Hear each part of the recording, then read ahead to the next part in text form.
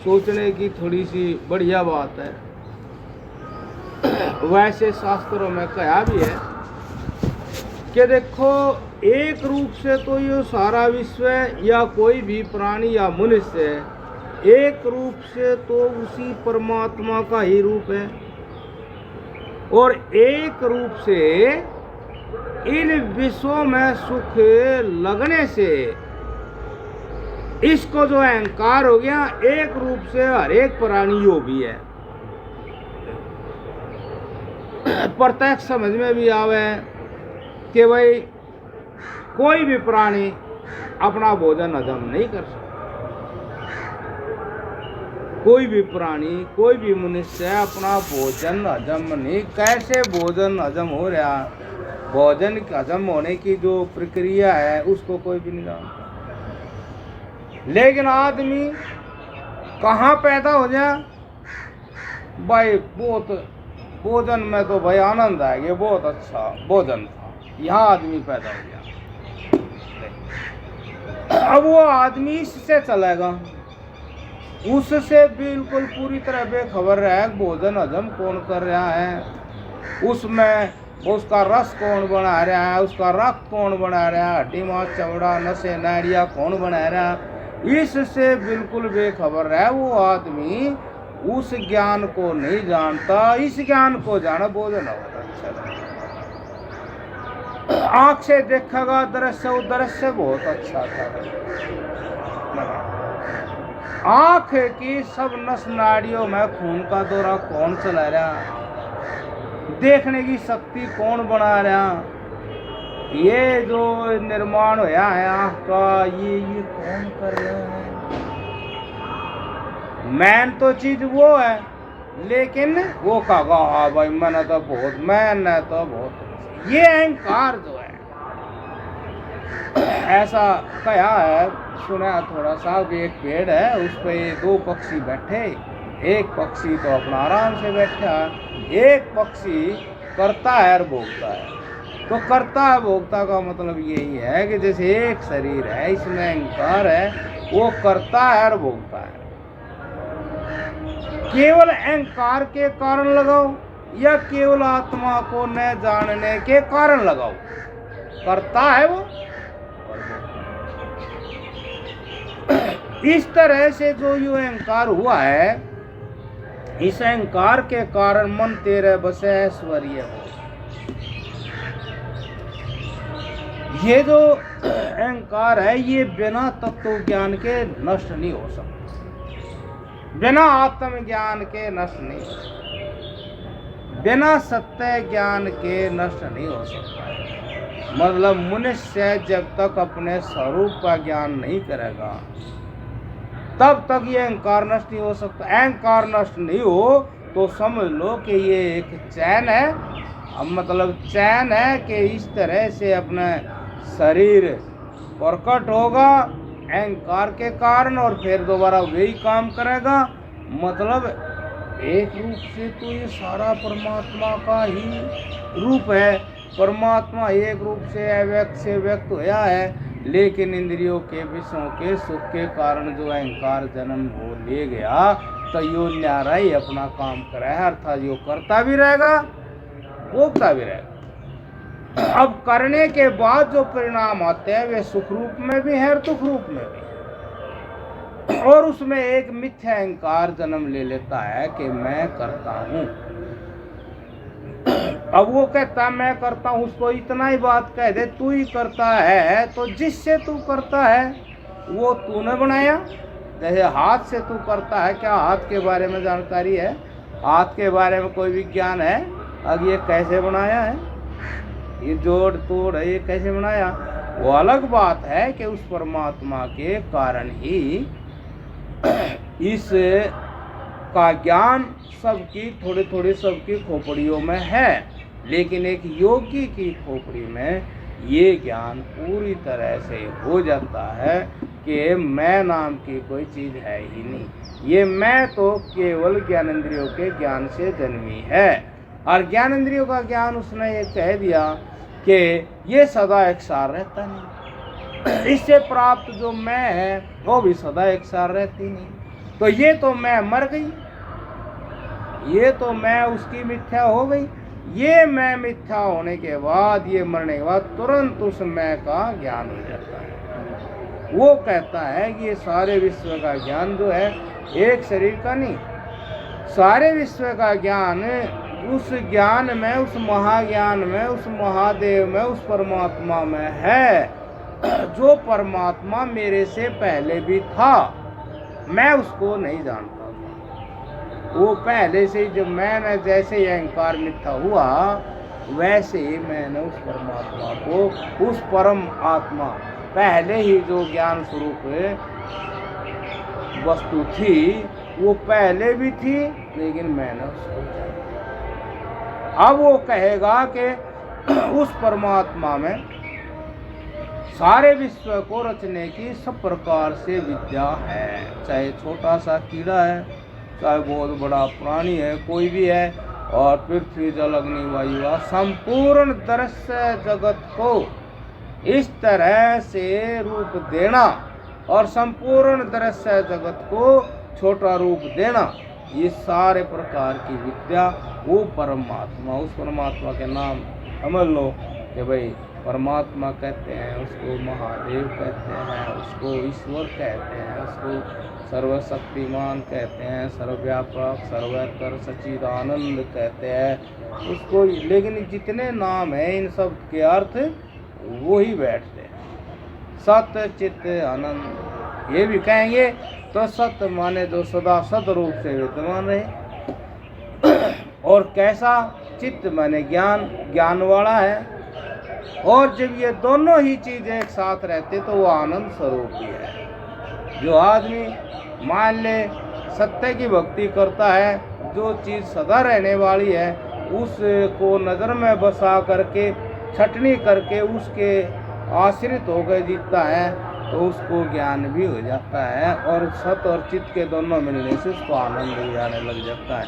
मतलब वो कहता है कि ये सत चित्त आनंद, जिस चीज़ का मैं नाम लेता हूँ, अर्थात वो जो चीज़ है जिसको देख कर हमने सच्चित आनंद नाम रख दिया, क्योंकि उसमें ये गुण है कि वो सत्य है, मतलब वो बदलती नहीं है, वो ज्ञान वाली है, और वो अपने आनंद में है, मतलब सुख में है, वो उसमें दुख का लेस मात्र भी नहीं है। ऐसे उन महापुरुषों ने उसका नाम रखा है। अब जो इस तरह से उनके नाम के अर्थ का विचार करता है और जीवन को उसमें ढाल देता है, तो वे भी उसको जान लेते हैं, वे जान कर कहते हैं उसका ये नाम ठीक ही रखा, ये नाम उसका ठीक ही रखा, वे भी जान लेते हैं। लेकिन अब जो अहंकार है, जिस अहंकार के नीचे वो परमात्मा, वो ईश्वर, वो महादेव छुपा हुआ है, मतलब वो तो नहीं छुपा हुआ है, अहंकार हमारे अंदर है, तो उस हमारे अहंकार ने ही हमें और उसको भी अर्थात सत्य को छुपा दिया, उसके नीचे छुप गया। और उसी के लिए महाराज जी ये कह रहे, मन तेरे बस ऐश्वर्य वो। जैसे ही बच्चा जन्मता है तो जन्मते ही उसको सब सफर रूप रस गंध ये खींचने लग जाते हैं। अब कोई भी रूप दिखेगा देखता रहेगा, फिर उन रूपों की सत्ता भी देने लगेगा। संसार है चला जाता है, वो संसार रूप की सत्ता, पहले तो खाली रूप ही देखेगा, फिर रूप में सत्ता देगा ये पेड़ है, फिर पेड़ में और सत्ता देगा कि ये आम का है, ये नीम का है, ये फलान, फिर और सत्ता देगा कि आम ऐसा हो, इसका फल इतना मीठा है, इसका नूह है, नूह है। जितनी वो सत्ता देता जाएगा उनके साथ ही उसमें उसी तरह की एक मैं पैदा होती चली।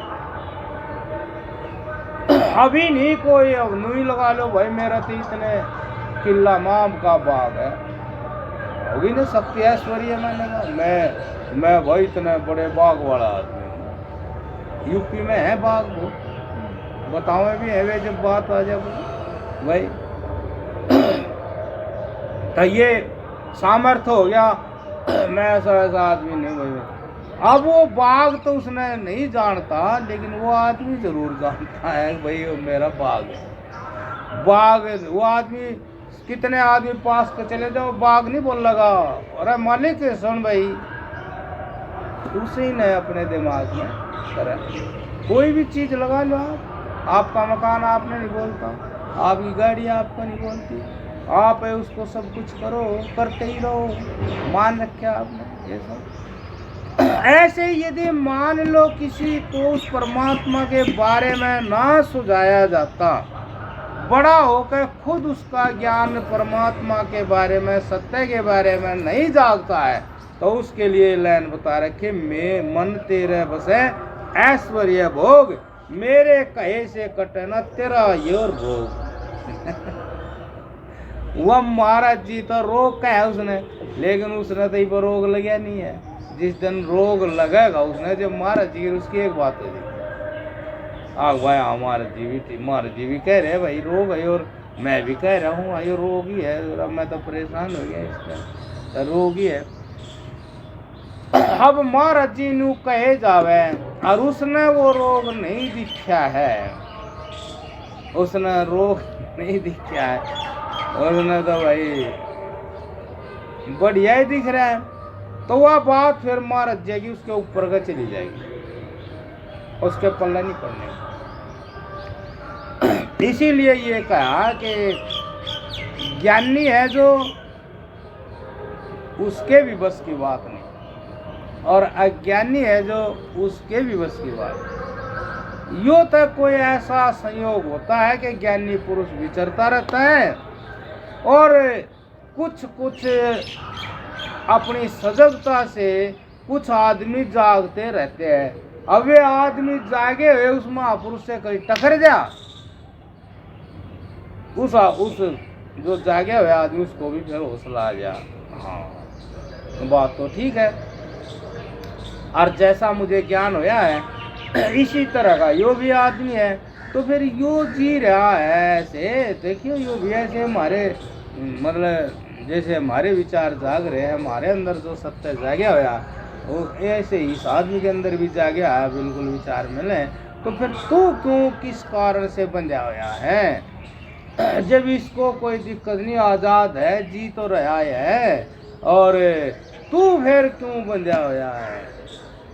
जब तने ज्ञान हो गया अब ये सारा मिथ्या है और ये अहंकारी मिथ्या है, बल के अंत में इसका जो वो परिणाम है वो दुखदाई है, तो फिर तू भी इसी की तरह विचरने लगेगा। जब वो ऐसा विचार कर करके जागेगा तो फिर कभी वो भी उसके साथ ही इस तरह से चलने लग जाएगा। हाँ ये ठीक है, ठीक नहीं तो बात नहीं बनती। मैं तो कह देता हूँ किसी बच्चे को, भाई मेरे पास आ जा और इस तरह से मेरी तरह हो जा और तेरे को मैं सब चीज़ दे दूँ। मैं इतना वो उसको लालच भी दूँ कि मैं तेरे को सब चीज़ दूँगा, लेकिन मेरे पास आ जा, आता नहीं। मैं कहूँगा सारी चीज़ दे दूँगा, सारी सब कुछ दे दूँगा, आ जा, लेकिन वो आता नहीं। वो क्यों नहीं आता? अब इसकी तरह मेरे से रहा नहीं जा। देखो चीज़ तो सारी होंगी, लेकिन वो लोग यूँ बाबा जी बैठा रहे है, तब मेरे तो बैठे रहे। यूँ बाबा जी अकेला ही रहे, मेरे तो अकेला रह नहीं। यूँ बाबा जी घूमता रहे, मेरे तो नहीं। यूँ बाबा जी रोटी भी मांग कर लावे है तो रोटी तो मांगी नहीं। मतलब सारी चीज उसको दी जा रही, लेकिन इन कर्मों से घबरा रहा हो। अच्छा जिस दिन उसको ज्ञान हो जाएगा, अब यो जो जीवन है और जीवन में जो लगा होया जिस काम पर तू चाहे कितना ही कुछ कर ले, लेकिन इसके परिणाम तेरे लिए अच्छे नहीं होने। वो अच्छे क्यों नहीं होने? भाई बुढ़ापा भी आ जा, बीमारी भी आ जाए, फिर बच्चे आप अपने मन के रास्ते चल देते हैं, उसमें इतना कोई पूछता नहीं है, फिर वो बूढ़ा हो जा। सही सही बात है। समझदारी ऐसे आती नहीं। समझदारी ध्यान करने से, विचार और विवेक जागृत करने से आओगे। जब विचार करेंगे तो समझदारी आएगी। ये हमारे सामने की बात है।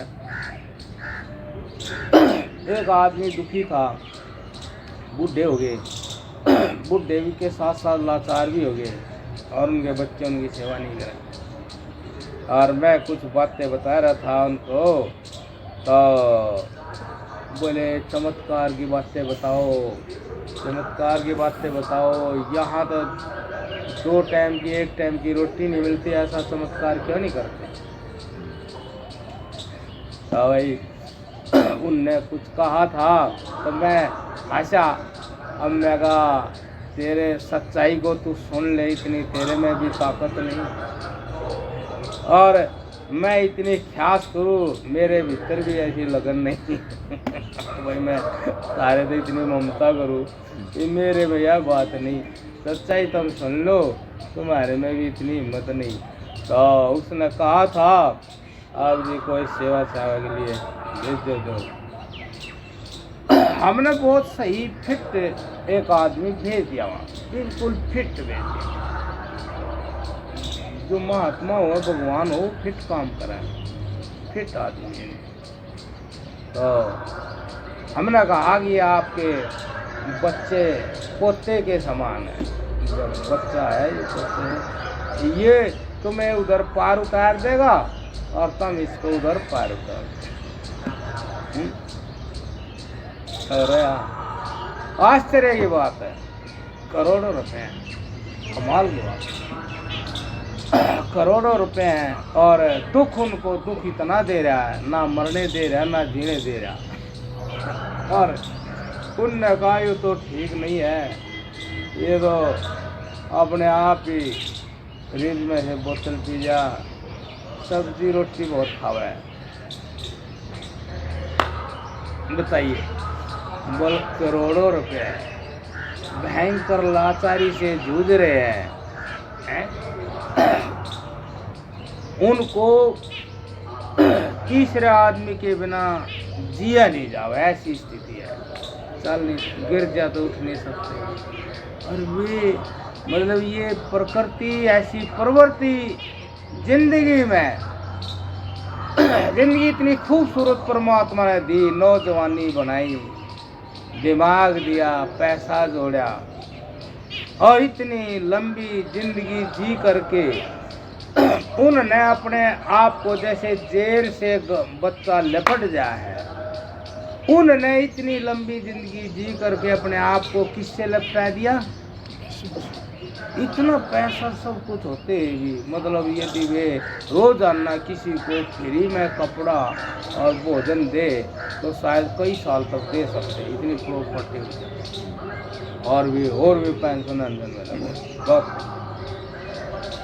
अब उन्होंने ऐसी प्रवृत्ति बना ली अपनी, उनकी प्रकृति आदत बन गई ऐसी, अब वे किसी को भी मतलब ऐसे नहीं दे सकते, अरे नहीं दे सकते, फिर बराबर भी नहीं दे सकते। काम या सेवा ज़्यादा करो और ले थोड़ा, इस तरह की प्रकृति है। उसी प्रकृति के कारण उनकी हालत ऐसी है। अब बताओ, अब मेरे से कह रहे चमत्कार यहाँ भी तो करो कुछ, और हम अपने मन में कह रहे चमत्कार तो कर दिया था, वो बाईपास हो गया, लकड़ गया, हमने पता है। ऐसे अब मन तेरे बस ऐश्वर्य भोग, यही तो बात हुई, उनके मन में ये क्यों नहीं आया। अब तेरे बच्चे तो आए नहीं, इस बच्चे को ही अपना बना लो, इस बच्चे को ही अपना बना, इस बच्चे को ही बदल दो। अब ये बच्चा अपने माँ बाप से भी ज्यादा आपसे प्यार करे। कोई का ऐसे कैसे हो जाए, ऐसा होता है। महात्मा घर छोड़ दे, महात्मा ने ऐसे ऐसे मिल जाए। हाँ, एक लड़का हमें भिक्षा लेने जा, हाथ पकड़ा खींच ले जा अपने घर, चलो हमारे से लो पहले भिक्षा, है बताइए, जय नारायण। अब बताइए, जानता भी नहीं, जो जानता वो उसको जाने, और वो पैदा हुई चीज जहां अहंकार है। जब आत्मा ने अहंकार खत्म कर दिया तो अहंकार खत्म होने के बाद जो चीज थी वो लड़का उसका हो गया, उस चीज का किसका हो गया? निर्मलता का, शुद्धता का, अच्छा ही अच्छा लगने वाला। अब इससे तो सुख ही मिले। जय हो, जय जय। अब पता ही ये मतलब है, उसने सब कुछ छोड़ने के बाद ऐसी चीज पैदा कर दी, ऐसा ज्ञान, एक ऐसी मैं, एक ऐसा व्यवहार पैदा कर दिया कि एक अनजान आदमी भी उससे ऐसा हो गया, अब मेरा यो मेरा ही है। इतना विश्वास,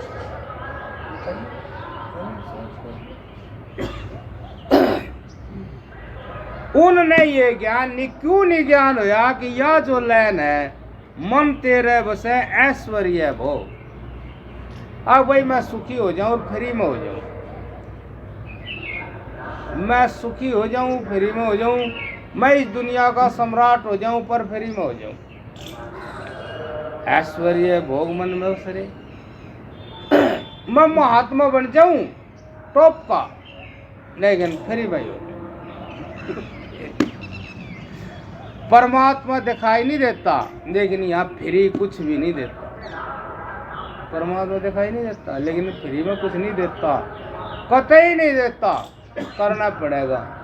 अब ये अब फिर परमात्मा या महात्मा फिर न्यू भी कहवे, अपनी यह समर्था भी जतावे। अब मेरे कहे से कटे न रोग, यह बीमारी है तन तो दिखती नहीं, मन दिखे।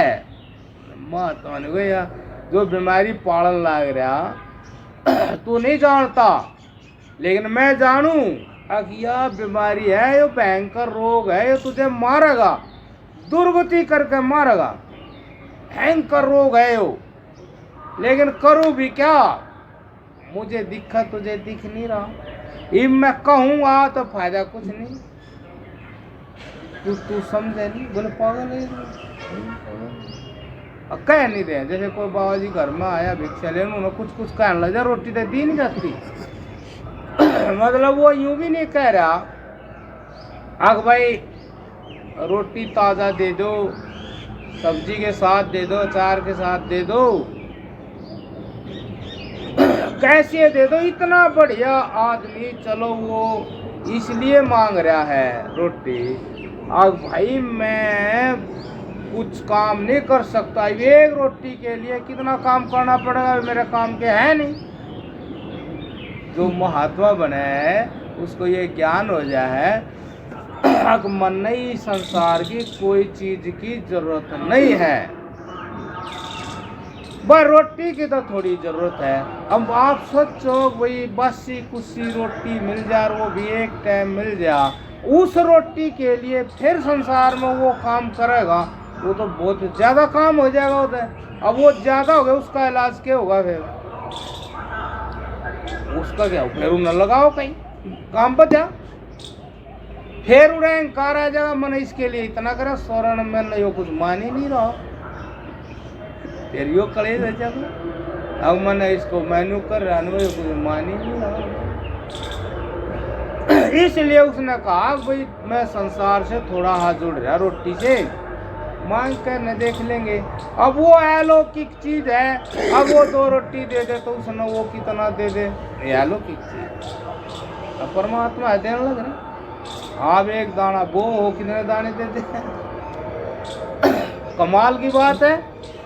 वो मतलब आप भाई जैसे आम है, उन्हें खाओ, उसमें घी है ही नहीं, चिकनाई है ही नहीं। भाई कपास में चिकनाई है, बनोड़े में, सरसों के दाने में चिकनाई है, तो आश्चर्य की बात नहीं, उसी धरती में से चिकनाई आएगी और उसी धरती में से चिकनाई नहीं आई। आम के पेड़ में, आम के फल में चिकनाई नहीं, कितने फल और उनमें चिकनाई नहीं। जैसे कोल्ड स्टोर पर जाओ न कहे दूध घी बंद कर दो, फल खाओ, फल व्यवस्था बना रखी है, खाओ, इनमें चिकनाई नहीं है। भाई और चीज बता रखी, अब सरसों ही है, कितने तरह की है, बनोड़ा उसमें घी है, देखना ही है। और पहले डालडा घी हो था, वो उसका ही ना बना बनोड़े का चिकना ही। और बनोड़ा देख लो, कमाल की बात है, आश्चर्य है बहुत, सोचने का आश्चर्य है। आप कपास देखो, धरती में से कपास निकली, कपास निकली धरती में से, धागा बन गया। और देखो मतलब एक एक चीज अलग अलग, और हमारे लिए ये सारा सब कुछ हमारे लिए, अपने लिए। मतलब इसके पीछे आप सोचो कितना विज्ञान, एक वैज्ञानिक रिसर्च करा कई साल लग जाए, लेकिन परमात्मा वाली बात तो उसमें भी नहीं आती। और वो देखो उसके पीछे कमाल की चीज है। इसी सत्य को वो आदमी अच्छी तरह जान लेता है जो संसार के पहले ऐश्वर्यों की, संसार के सुखों की तुच्छता जो जानेगा। वो यूं कहे कि पहले जिसको जानो, पहले उसको अच्छी तरह जान लो, यदि वो सही होगा तो हटने की जरूरत नहीं, और जानकारी में यदि वो मिथ्या हो गया तो फिर लेने की जरूरत नहीं, फिर उसको ले नहीं सकते। कोई महात्मा बना है सबसे पहले, वैसे ही महात्मा नहीं बना, उसने बहुत बारीकी से अध्ययन करा संसार के बीच में। वो मामूली आदमी नहीं है, वो बहुत पढ़ा लिखा समझदार आदमी। जो अध्ययन उसने किया वो तो कोई कोई ही करता है। ये इस तरह की किताब पढ़नी आसान है, मन को पढ़ना और पढ़ करके समझना और समझ करके फिर जीना और उस जीवन में स्थिर रहना, मामूली बात नहीं है। ये सबसे बड़ा विद्वान वैज्ञानिक आदमी। ज्ञान तो साधारण कहीं हो जा, लेकिन एक साधु को भी ज्ञान हो, वो वैज्ञानिक। तो जो साधु हुआ है वो सामान्य आदमी नहीं है जिसको ज्ञान होया। वो बारीकी से बाहर के, अब बाहर की लैब है उसमें नहीं सत्य खोजता हो, वो सत्य उसकी मन की लैब है, उसमें खोज रहा सत्य बारीकी से। सारी इंद्रियां चुप हो गई, क्योंकि वो इंद्रियों का विषय नहीं है, सारी इंद्रियां चुप हो गई। उसको अंतःकरण जो कुछ हो रहा है वो अंदर हो रहा है, जो कुछ हो रहा है, और अंदर होता है। इंद्रियों ने जो नहीं जाना, इंद्रियों ने जो नहीं जाना वो ध्यान ने जाना, और ध्यान ने जो जाना वो जीने ही लायक था, छोड़ने लायक नहीं, तो जीने ही लायक। जब वो जिया तब फिर वो कहीं मरेंगे नहीं, मृत्यु इसमें तो कहीं दिखती नहीं। जो जी रहा, जिसको जाना और जो जी रहा उसमें मृत्यु नहीं है, उसमें वो नहीं है जो संसार में हो रहा। लेकिन ये आदमी ने स्वयं करना पड़ेगा। जो सत्संग किया जाए, ये सत्संग एक प्रकार से समझाना है, समझाना। सत्संग में केवल आपकी बात होती है, किसी और दूसरी बात नहीं होती। ऐसी बात नहीं होती जिसको आप जानते नहीं, सुना नहीं, देखा नहीं, उसकी बात नहीं होती, कोई फायदा नहीं उसकी बात करने का। सत्संग में बात होती है। ये सत्संग जो है ये उस सत्य का संग है जिसको आप कुछ न कुछ जानो हो, और जो सत्संगी है, जो उस सत्य में जी रहा वो आपको प्रेरित करे है वहीं से जितना आप सत्य जानते हैं। यहाँ सभी लोग सत्य जानते हैं। सत्य कितना प्रकट, मतलब ज्ञान कहो, वस्तु कहो, सत्य कितना प्रकट है कि उसको छोटी सी उम्र से वो भी जानने लग जाए। अब लेकिन खाली ज्ञान देने से बात बनती नहीं, जीना पड़े, लगाना पड़े, ऐसे लगाना पड़े जैसे एक छोटा बच्चा होता है जो 4-5 साल का हो जाए और तो उसको चल स्कूल में, चल स्कूल में, आदमी पक्का रहे वहाँ समझाने में, चल स्कूल में जाना पड़ेगा, जाना पड़ेगा। 5-6 साल का हो जाए उसकी समझ में आखिर आए जाओ है ला भाई जाना है। क्यों? 5-6 साल का बच्चा जागा कहाँ? माँ बाप को छोड़ नहीं सकता, वो कहाँ जागा, अकेला रह नहीं सकता, और उसके बाद तो वो मानना है वो स्कूल में जाओ। जैसे उस बच्चे को इस तरह से प्रेरित कर दिया और वो बच्चा जाने लग गया रोजाना, फिर अपने आप ही तैयार होकर जाने लग गया, क्योंकि बात समझ में आएगी, आगे यह बात सही है भाई, जाना ही पड़ेगा, सभी पढ़ने लग रहे हैं। ऐसे वो आदमी संसार में रोजाना प्रत्येक क्षण जो अपने जीवन की क्रिया में जागा हुआ है कि जो क्रिया हो रही इसके नतीजे कैसे हैं, वे नतीजे तेरे लिए अनुकूल हैं, जीवन भर के लिए अनुकूल हैं कि कभी प्रतिकूल होने वाले हैं। जो ऐसे रोजाना अपने आप को देखे, जांच करे, उसका भी दाखिला फिर तत्व ज्ञान के मार्ग में हो जाता है, तत्व ज्ञान के मार्ग में। तो सबसे बड़ी अड़चन यही है, अगर मन तेरे बसे ऐश्वर्य भोग, मेरे कहे से कटे ना तेरा ये रोग, जग में सफलता ही जोए तेरा मन, जग में सफलता ही जोए तेरा मन, अंत भले का बने कैसे साधन। मान ले कोई जो आदमी के मन में यही बैठ गया, अब भाई संसार में तेरा भला होगा, संसार की सफलता है में तेरा सब कुछ है, सफलता है तो है, नहीं तो कुछ नहीं। लग रहे हैं कितने लोग, ये हो जा, वो हो जा, ये हो जा, जिसका मन इसमें ही लगा हुआ है। मान ले इसमें लगे अंत भले का लिख रखा, अंत भले का बने कैसे साधन, अंत भला हुए जो महापुरुष जो है अंत भला उसको कह रहे हैं बंधनों से मुक्ति। बहुत सफलता प्राप्त करके, बहुत ऐश्वर्य प्राप्त करके, बहुत सुख प्राप्त करके, बहुत सम्मान प्राप्त करने के बाद भी यदि बंधन है तो उसका कोई लाभ नहीं। अब जो बंधनों से मुक्त है वो कहते हैं अंत भला, कि जो अंत में आदमी ने कैसा होना चाहिए, जीवन तो जियो, लेकिन जीवन का अंत में आदमी की दशा, मनोदशा, जीवन दशा कैसी होनी चाहिए कि बंधन में किसी प्रकार के बंधन। 5 तो ये विषय ही हैं, 5 विषयों के में और समाज के मान प्रतिष्ठा के में, अर्थात शरीर के में, अर्थात शरीर के अहम में। मतलब कहने का ये है कि ये जो दृश्य जगत है और ये जो शरीर है और संसार में जो जीवन जिया वो पूरी तरह से शून्य हो जाना चाहिए, अर्थात मिथ्या तुच्छ हो जाना चाहिए अंत में।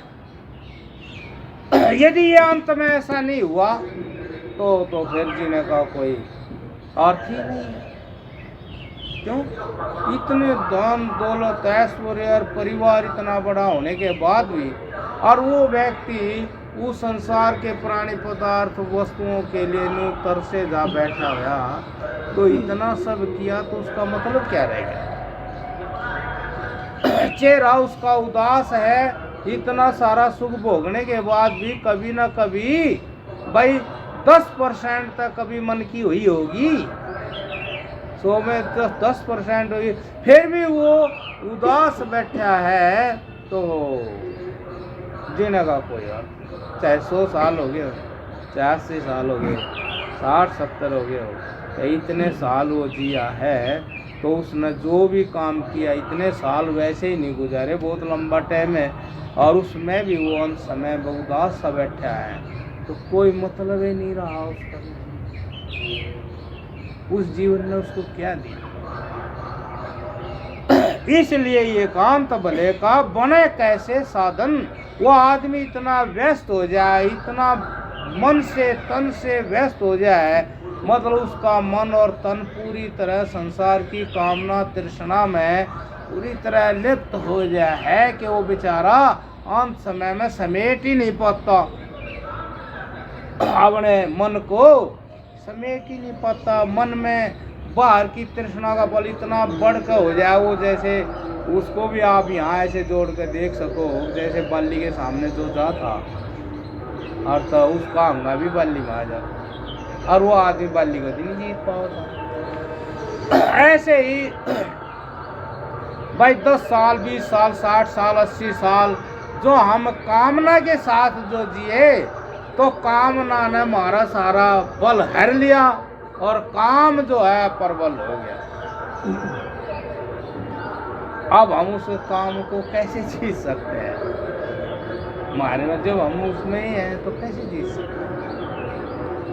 अब वो जो काम है, अब वो बताया भी है राम जी ने, भाई ओट ली थी फिर बाली को मार दिया था। ऐसे मान लो हम विचार का सहारा ले ले तो हम काम को जीत सकते हैं, विवेक का सहारा ले ले तो हम काम को जीत सकते हैं। यदि विचार नहीं करते तो फिर तो बाली है, उसी का राज है। अब एकदम ऐसा कैसे हो जाए? अब वहां भी आप देख सकते हो कि भी राम जी का चरित्र क्या था। तो राम जी ने बाली को मारा, तो राम नाम मतलब राम उनका नाम ही किस लिए पड़ा? अब उनको ज्ञान हो गया, संसार की वस्तुओं से वैराग हो गया। तो वैराग्य होने के कारण उनके अंदर सब में रम्या होया जो राम था वो प्रकट हो गया। तो उनका मन संसार की वस्तु में रम्या होया है ही नहीं, सबके अंदर जो बसा होया है उसमें उनका मन रम्या होया, इसलिए उनमें रम्या होया। तब बाली के अंदर तो ताकत, बाली के अंदर तो उनकी ताकत गई नहीं, क्यों? उनको विचार था, विवेक था, वैराग्य था।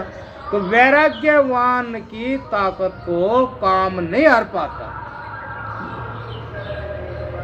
और जो काम नहीं हार पाता तो उसके सामने काम हार जाए। और मान ले हम विचारवान, विवेकवान, वैरागवान नहीं है, साधन संपन्न नहीं है, तो फिर अंत भला अर्थात वो उस काम से मुक्त नहीं होता, संसार की कामनाओं से मुक्त नहीं होता, संसार की कामनाओं से मुक्त नहीं होता। तो वो काया में जो वासुदेव बना बैठा है, भाई सारी काया को, सारे विश्व को थामे हुए, उसका ज्ञान उसको होता नहीं। ज्ञान से सुख होता है, और जिसको ज्ञान नहीं वो दुखी रहता है। अज्ञान ही दुख का कारण और ज्ञान ही सुख का कारण। अब मान ले वो ज्ञान कौन सा? उस परमात्मा का, आत्मा का ज्ञान। ये इंद्रियों का ज्ञान है, ये इससे तो सुखी होता नहीं। थोड़ी देर के लिए सुखी हो भी जाता है, लेकिन वो फिर उससे बिछोड़ा हो जाता है, कोई विघ्न आ जाता है, तो फिर वो दुखी हो जाता है। उसी सुख के कारण दुखी हो जाता है। अभी कान तो सुनता नहीं, आँख से दिखता नहीं, हाथ पर काम करते नहीं, सुख का वियोग हो गया, सुख के बिना जीना सीखा नहीं, ज्ञान से जीना सीखा नहीं, वो सुख से जीना सीखा, तो वो आदमी फिर दुखी हो जाता है। तो इसलिए जो है इस आत्मा का ज्ञान ही ज्ञान है, इंद्रियों का ज्ञान ज्ञान नहीं। और ये आपको विचार से, विवेक से ही ज्ञान होना है। इसके लिए बता भी दिया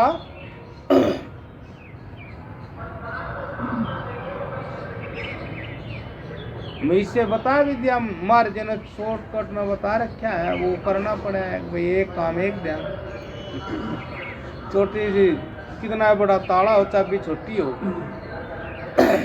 ऐसे ही हो जो है, कितना बड़ा बंधन हो, कितनी बड़ी दुनिया हो, इस छोटी चाबी से इससे बंधन खुल जाए। छोटी चाबी यह है, एक काम एक ध्यान, कि जब आप कोई भी काम करो तो मन वहीं हाजिर होना चाहिए।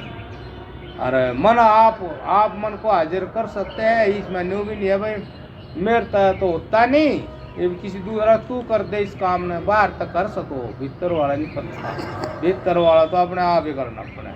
बाहर तक कह दे भाई साइकिल पर बैठा दिए, मैंने बैठा नहीं जाता, फिर तो मैं चला लूँगा, हैं बाहर तो बैठा देगा, और वो कहा भाई वो मन रुकता नहीं, रोकिए एक बार फिर मैं रोक लूँगा, ऐसा तो नहीं। क्यों, कोई दिखने वाली वस्तु तो है नहीं। आग वही मन यो रहा, वो भी कहते जो यो रहा मन इसने नू कर दे। और तो फिर वो उस मन को जो है, अब मान ले अपने काम में यदि मन रखे, नारायण जय हो जय हो जय हो। तो हाँ जी, तो अब मन को देखो काम तो करना ही पड़ेगा। कर्म प्रधान जीवन है, कर्म प्रधान संसार है, कर्म ही प्रधान है इस संसार में। तो उस काम में यदि मन हम लगा दें तो बंधन आपके कटने शुरू हो जाएंगे।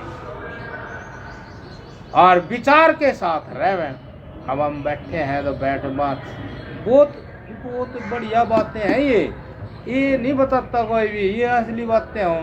मान ले चल रहे तो विचार के साथ एक नू देखता हूँ, कोई दिख गया आवाज चलता रहेगा, उन्हें पता ही नहीं पैर कहाँ पड़ रहे, चुप करके हो रहा, तेरे मन में क्या दशा है कुछ भी नहीं पता, चल रहा आवाज रोड पे चले देखा करो, नहीं चल रहे चलते चलते कितना खड़े होगा बात कर ला, जब न्यू ना मेरा रोड पे चल रहे, बाहर पे चले लग रही आवाज लगा रहे, हट जा स्टैंड नहीं हटाते, बाइक चल रही है, नहीं चल रही। विचार नहीं, जहाँ विचार नहीं वहाँ प्रकृति है, वह जड़ है। इसीलिए विचार के साथ रहना, विचार के साथ ही काम करना। खाना खा रहे, विचार का मतलब भाई जांच कर न खाना, समझते हुए खाना, विचार मतलब यह समझते हुए काम करना।